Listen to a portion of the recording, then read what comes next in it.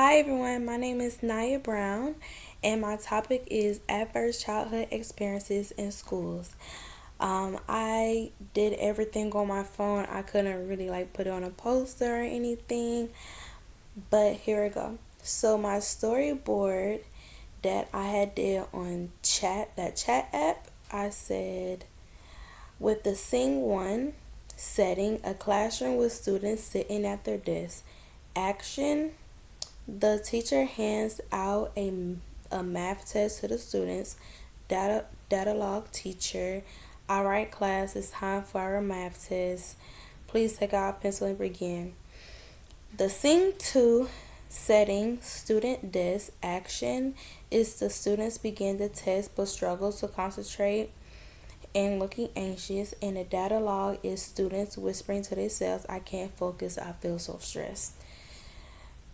Going into my outline of my overall topic with the emotional appeal, with the attention grabber, adverse adverse childhood experiences can affect students' learning and behavior in the classroom.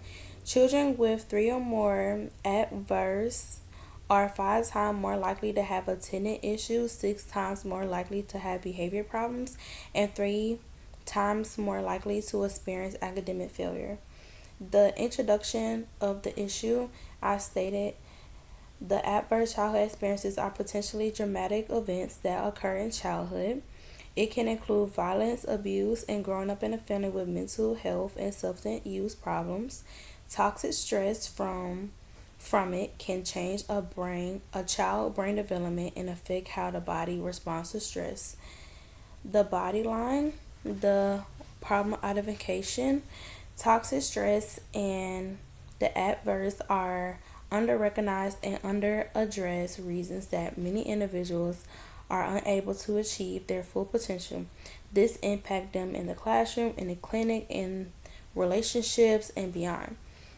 The statistics, it is common. Approximately 2/3 of Americans have experienced at least one adverse, and 1 in 6 have experienced 4 or more adverse. The solution that I stated are 7 ways to help your child who had adverse childhood experiences.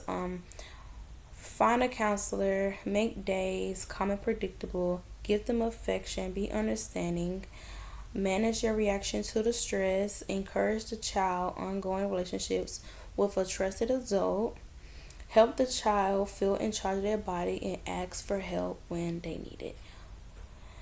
And the overall conclusion, how can schools support adverse childhood experiences? By creating supportive school environments, providing access to quality mental health services and mental health education, and by forming partnerships with community partners. I'm sorry.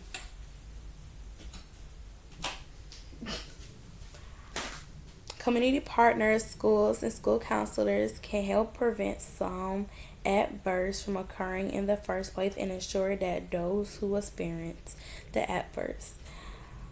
Going into my outline to the problem solving.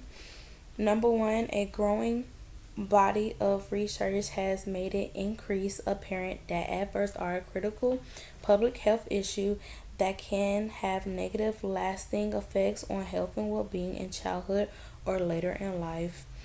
Two, adversity can cause stress reactions in children, including feelings of intense fear, terror, and helplessness. Number three, childhood adversities have been linked to numerous negative outcomes in adults, and research have increased the effects in childhood. Negative outcomes include some of the society of health issues, which include alcoholism, drug abuse, depression, suicide, poor physical health, and obesity. The consequence of it, research has found that the risk for negative outcomes increases with the number of adversities. In other words, children who have experienced multiple adversities are more likely to be negative affected than children who are affected only one. My bad for my camera. Solutions: schools should focus on promoting the kind of caring, supportive relationships and social emotional skills that underline positive development. And for those children who have experienced trauma, and schools should focus on fostering the kinds of positive relationships that can help these students recover and respond to future adversities. In conclusion, a key principle of trauma informed care is to avoid practices that have the potential to cause, reactivate, and trauma.